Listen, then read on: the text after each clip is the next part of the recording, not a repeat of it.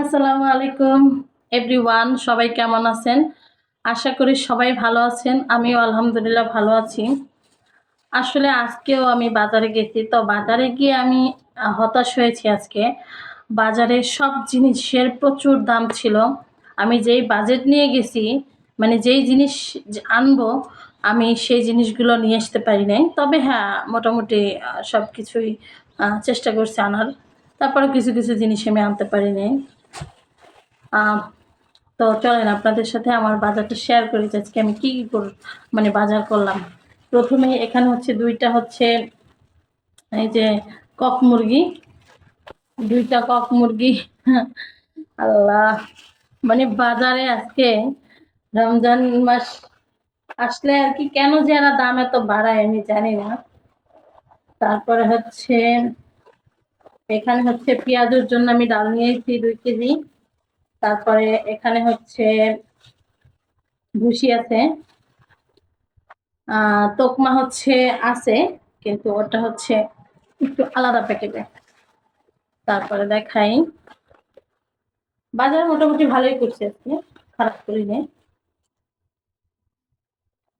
এখানে হচ্ছে 2 KG tomato. আর এটা হচ্ছে আমার বিশেষ মানে খাবার, পান আর সুপারি।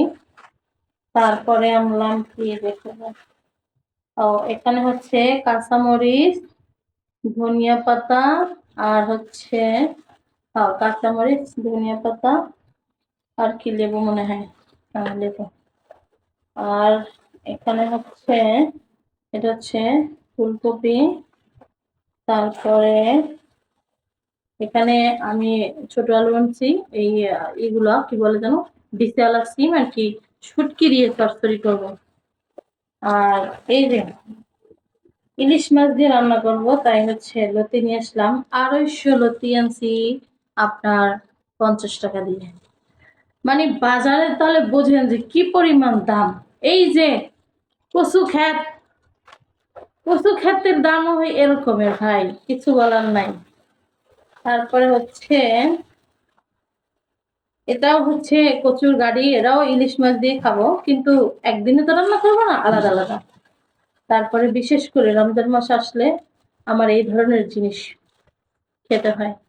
ঝাল, ঝাল খেতে আমি খুব পছন্দ করি, তাই বোম্বাই মরিচ এক একটা 10 টাকা। মানে কি আর বলবো। আর এখানে দেখাইলাম না, এটা হচ্ছে আপেল আর হচ্ছে খেজুর, এখানে নিয়ে আসছি।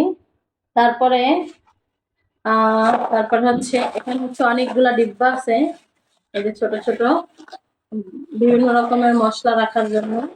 আর আমার বাসায় অলরেডি একটা মরা আছে, ওটাও লাল। আবার একটা নিয়ে আসলাম, ওটা ভেঙে গেছে আসলে, ওটাকে একটু রিপেয়ার করতে হবে। ওটাও থাকবে, এটা আবার নিয়ে আসলাম।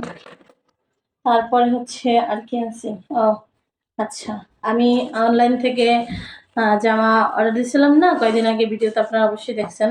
সেই জামাগুলো এখন আমি অনেকদিন ফালাই রেখেছি যে না পরবো না, বানাবো না, কিছু না, মনটাই আর কি ভেঙে গেছে। যেরকম ভাবছি সেরকম আসে নাই বা দেয় নাই তারা। যাই হোক, এখন ওইগুলো একটা বানাই দেখবো, দুইটা আর কি বানাবো, 5টা তো 2টা বানাবো, এই জন্য 2টার জন্য হচ্ছে আমি কাপড় নিয়ে আসলাম 2 কালারের। এখন আজকে বিকেলেই কাটবো, কেটে কুটে শুরু করবো বানানো, দেখি কেমন বানাইতে পারি। তারপরে তারপরে হচ্ছে আনছি, এখানে হচ্ছে ছোলার কিলো, এখানে হচ্ছে বড় আলু, এটা হচ্ছে গুড়ি আলু, আর এখানে হচ্ছে পেঁয়াজ। মোটামুটি এখানে 5 কেজি ওজনের আছে। তো এই হচ্ছে বাজার আজকের। এখন কথা হইলো, আমি যে টাকা নিয়েছি তাতে আমি এই সমস্ত বাজার করে হচ্ছে আমি 1 কেজি গরুর মাংস নিয়ে আসতে পারতাম, এই হচ্ছে আমার কথা। কিন্তু আমি 1 কেজি গরুর মাংস আনতে পারি নাই। এটার জন্য আমার খারাপ লাগতেছে, কারণ এত দাম বাড়ছে ভাই।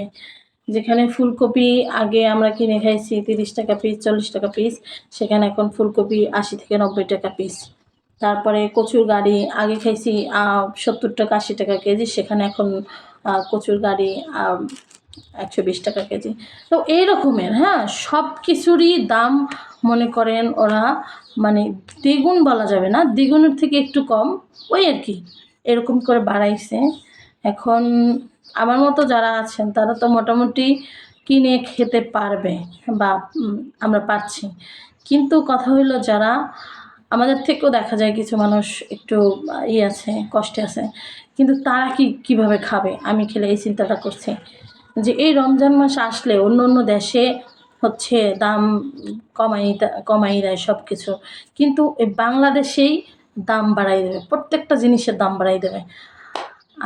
আসলে আমাদের বয়কট করা উচিত। বাজারে আমরা যদি এক সপ্তাহ না যাই তাহলে দেখবেন যে বাজারে ওদের সব পয়সা যাবে, তারপর ওরা এমনিতে বাজারের দর কমাই দেবে।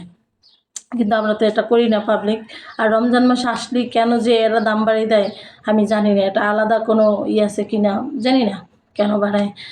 যাই হোক, সবাই ভালো থাকবেন। ভিডিও বেশি বড় হয়ে যাচ্ছে। নেক্সট কোনো ভিডিওতে আপনাদের সাথে দেখা হবে। টাটা, বাই বাই, আল্লাহ হাফেজ।